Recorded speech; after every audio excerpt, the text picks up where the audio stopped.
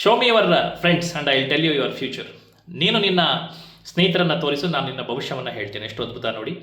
ಇದಕ್ಕೆ ಉದಾಹರಣೆ, ಒಂದು ಬಾರಿ ಹದ್ದು ಮರೆತು ತನ್ನ ಮೊಟ್ಟೆಯನ್ನು ಕಾಗೆ ಗೂಡಿನಲ್ಲಿ ಇಟ್ಟು ಹೊರಟೋಗ್ಬಿಟ್ಟಿರುತ್ತೆ, ಮರೆತೋಗ್ಬಿಡುತ್ತೆ. ಕಾಗೆಯು ಕೂಡ ತನ್ನ 4 ಮೊಟ್ಟೆಗಳ ಜೊತೆಯಲ್ಲಿ ಆ 5ನೇ ಮೊಟ್ಟೆ ಹದ್ದಿನ ಮೊಟ್ಟೆಗೂ ಕೂಡ ಕಾವನ್ನು ಕೊಡ್ತಾ ಹೋಗುತ್ತೆ.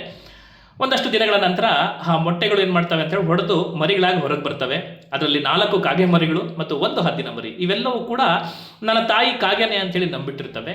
ಬೆಳೆದು ದೊಡ್ಡವಾಗ್ತವೆ, ಯವನಕ್ಕೆ ಬರ್ತವೆ. ಒಂದಷ್ಟು ದಿನಗಳ ನಂತರ ಆ ಮರಿಗಳೆಲ್ಲವೂ ಕೂಡ ಈ ಆಟ ಆಡಬೇಕಾದ್ರೆ ಈ ಹದ್ದಿನ ಮರಿ ಏನು ಮಾಡುತ್ತೆ, ಮೇಲಕ್ಕೆ ತಲೆ ಎತ್ತಿ ನೋಡುತ್ತೆ. ಅಲ್ಲಿಂದ ಆಗಸದಲ್ಲಿ ತುಂಬ ರಭಸವಾಗಿ ಒಂದು ಪಕ್ಷಿ ಹಾರಾಡ್ತಾ ಇರುತ್ತೆ.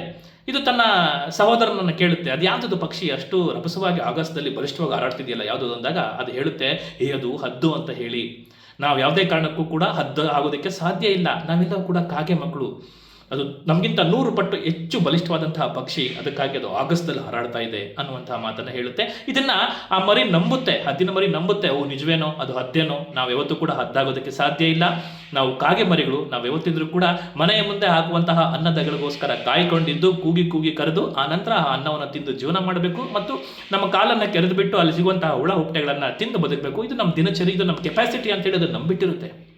ಹೀಗೆ ಒಂದಷ್ಟು ದಿನಗಳ ನಂತರ ವಯಸ್ಸಾಗ್ಬಿಟ್ಟು ಅದು ಕೂಡ ಆ ಹದ್ದಿನ ಮರಿ ಕೂಡ ಕಾಗೆ ಮರಿಗಳ ಜೊತೆಯಲ್ಲೇ ಅದೇ ದಿನಚರಿನ ರೂಢಿಸ್ಕೊಂಡು ಅದೇ ಹವ್ಯಾಸಗಳನ್ನ ರೂಢಿಸ್ಕೊಂಡು ಸತ್ತು ಕೂಡ ಹೋಗುತ್ತೆ.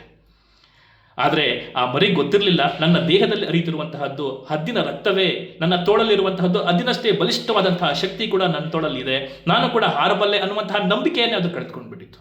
ಈ ಬಿಲೀಫ್ ಸಿಸ್ಟಮ್ ಅನ್ನು ಅದೇನಾದರೂ ಕೂಡ ನಂಬಿದಿದ್ರೆ ಅದು ಕೂಡ ಹಾರ್ತಾ ಇತ್ತು. ಆದರೆ ಅದರ ಜೊತೆಯಲ್ಲಿದ್ದಂತಹ ಕಾಗೆ ಮರಿಗಳು ಆ ನಂಬಿಕೆಗೆ ಪ್ರೋತ್ಸಾಹ ಕೊಡುವಂತಹ ಒಂದು ಮಾತನ್ನು ಕೂಡ ಆಡಲಿಲ್ಲ. ಅದು ಹೇಳ್ತು, ನಾವು ಯಾವುದೇ ಕಾರಣಕ್ಕೂ ಹದ್ದಿನ ರೀತಿಯಲ್ಲಿ ಹಾರೋಕ್ಕೆ ಸಾಧ್ಯ ಇಲ್ಲ, ನಾವು ಕಾಗೆ ಮರಿಗಳು, ನಮ್ಗಷ್ಟು ವಿಶಾಲವಾಗಿ ಆಗಸದಲ್ಲಿ ಹಾರೋದಕ್ಕೆ ನಮ್ಮ ಕೈಲಿ ಸಾಧ್ಯನೇ ಇಲ್ಲ ಅಂತ ಹೇಳಿತ್ತು. ಇದಕ್ಕೆ ಶಕ್ತಿ ಇದ್ರೂ ಕೂಡ ಅದಕ್ಕೆ ಹಾರಬಲ್ಲೆ ಅನ್ನುವಂತಹ ಒಂದು ವಿಷಯವನ್ನ ಕಾಗೆ ಆಗಲಿ ಅದರ ಸಹೋದರರಾಗಲಿ ಅದಕ್ಕೆ ಹೇಳಿರಲಿಲ್ಲ. ಹಾಗಾಗಿ ಅದು ತನ್ನಷ್ಟು ಶಕ್ತಿ ಸಾಮರ್ಥ್ಯಗಳನ್ನ ಇಟ್ಕೊಂಡು ಕೂಡ ಕೊನೆಯವರೆಗೂ ಕೂಡ ಕಾಗೆಯಂತೆಯೇ ಬದುಕಿ ಕಾಗೆಯಂತೆಯೇ ಅದು ತೀರ್ಕೊಂಡ್ಬಿಡ್ತು.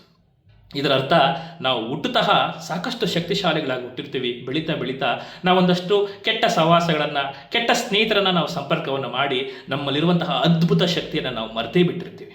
ಹಾಗಾಗಿ ನಾವು ಎಂತಹ ಸಂಪರ್ಕದಲ್ಲಿದ್ದೀವಿ, ಎಂತಹ ಸ್ನೇಹಿತರನ್ನು ನಾವು ಹೊಂದಿದ್ದೀವಿ, ಅದ್ರ ಮೇಲೆ ನಮ್ಮ ಯಶಸ್ಸು ನಿರ್ಧಾರ ಆಗುತ್ತೆ. ಹಾಗಾಗಿ ಆದಷ್ಟು ಕೂಡ ಪಾಸಿಟಿವ್ ಮೈಂಡ್ಸೆಟ್ ಇರುವಂತಹ ವ್ಯಕ್ತಿಗಳ ಜೊತೆಯಲ್ಲಿ ನಾವು ಸಂಪರ್ಕದಲ್ಲಿದ್ದರೆ ನಾವು ಕೂಡ ಅವರಂತೆ ಪಾಸಿಟಿವ್ ಆಗಿ ಯೋಚನೆ ಮಾಡಿ ಜೀವನದಲ್ಲಿ ಸಕ್ಸಸ್ ಕಾಣ್ತೀವಿ ಅನ್ನುವಂತಹದ್ದು ನನ್ನ ಅಭಿಪ್ರಾಯ.